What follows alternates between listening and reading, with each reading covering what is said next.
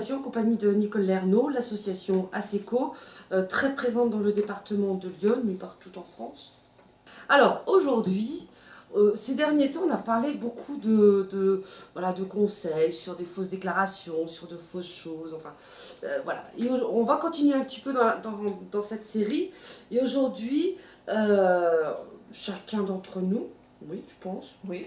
hein, la plupart des foyers français, eh bien nous payons une redevance, quand nous payons notre taxe d'habitation, la contribution à l'audiovisuel public, la fameuse redevance télé. Voilà. Voilà, voilà. Celle-là Donc, qui fait jamais plaisir quand non, on la reçoit. à chaque fois, tout le monde râle. Voilà, tout le monde râle, Mais bon. mais tout le monde la paye. Enfin, tout le monde, non, pas tout le monde. Pas tout le monde, mais Voilà. exceptionnel.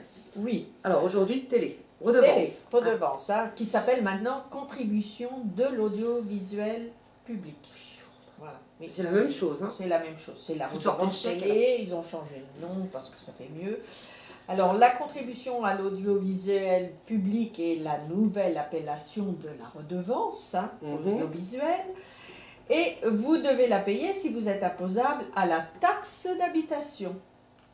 D'accord. Et si vous détenez un téléviseur, bien sûr, hein, ou un dispositif de réception assimilé permettant la réception de la télévision. Type box, quoi. Oui. Voilà. Voilà. Certaines personnes peuvent bénéficier d'une exonération, donc on va en parler. On va en parler, voilà. Pour le moment, on va faire une généralité. Les personnes concernées. Situation générale, donc tu viens de le dire, ceux qui payent une taxe d'habitation payent la redevance. Voilà. Voilà. Que le téléviseur vous appartienne personnellement, par exemple, ou au co-occupant de votre logement. À partir du moment où il y a un téléviseur dans la maison ou dans l'appartement, vous payez. Mais qu'il y en ait un ou 10, vous ne payez qu'une seule fois. C'est déjà pas mal. Hein? D'accord. Ah non, mais des fois, ça... Hein? D'accord. Ça okay. peut... Donc, c'est ça la pluralité des téléviseurs. Voilà. Une seule redevance par maison. D'accord. Bon, c'est déjà pas mal. Alors, il y a quand même certaines... Bon, on peut avoir plusieurs télés dans un appartement, mais on peut avoir plusieurs appartements.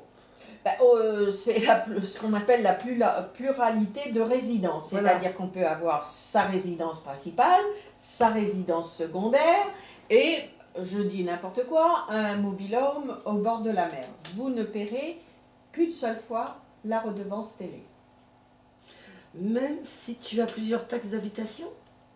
Même s'il y a plusieurs taxes d'habitation, hein, vous ne payez qu'une seule fois la redevance par foyer fiscal. D'accord, foyer fiscal. Monsieur Tartampion ne paiera qu'une seule fois la redevance télé, même s'il a plusieurs, ça sera toujours Monsieur Tartampion. Tartampion qui paiera sa redevance de contribution, machin. Voilà. Alors par contre, il y a quand même certaines personnes qui peuvent bénéficier d'une exonération de cette taxe. Alors voilà. Ça arrive. Tant mieux. Ça arrive. Vous n'avez pas à payer la contribution à l'audiovisuel si vous êtes exonéré de la taxe d'habitation. Si votre revenu fiscal de référence, apprécié pour l'ensemble du foyer fiscal de la taxe d'habitation, est nul, c'est-à-dire égal à 0. D'accord. Voilà. Ok. Il y a d'autres personnes qui peuvent être exonérées. C'est bien. Exonéré. Voilà. Un bon exercice là. Match nul. D'accord. Alors, si vous étiez exonéré, alors c'est vraiment très, très compliqué, très net. Hein. Si vous étiez exonéré de redevance en 2005, vous continuerez à bénéficier de l'exonération en 2014. Si vous vous trouvez dans l'un des deux cas suivants, soit être âgé de 75 ans minimum et remplir les 3 conditions suivantes.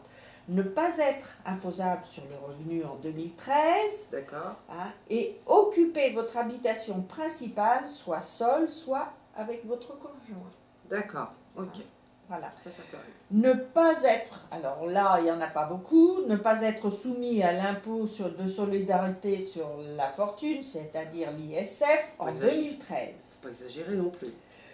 soit être une personne handicapée ou avoir à charge une personne handicapée. Hein. Donc c'est quand même les conditions, les trois conditions qui vous exonèrent de la D'accord. taxe. D'accord. Ça veut dire qu'en 2006, 2005, 2006, il a dû y avoir un changement quelque part. Il y a eu un changement Au niveau de sûr. l'État. Ouais. Ouais. Mais n'empêche que quand même, renseignez-vous auprès du centre des impôts. Hein. Le centre des impôts. Voilà, parce que peut-être toutes les personnes ne se rappellent pas si elles étaient exonérées en 2005. Hein.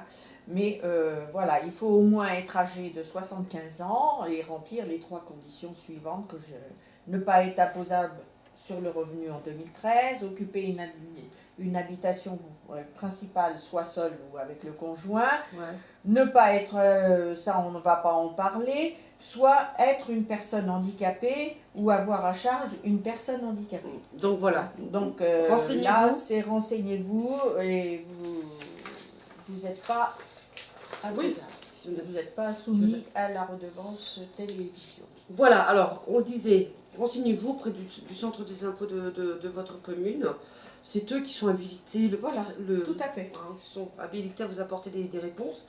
Et puis éventuellement, vous avez des doutes, ou voilà, passez un coup de téléphone tout simplement à l'association ASECO, non?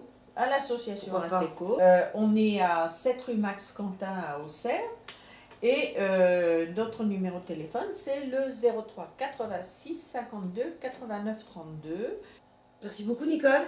À bientôt, Maria. À bientôt, Au merci. revoir.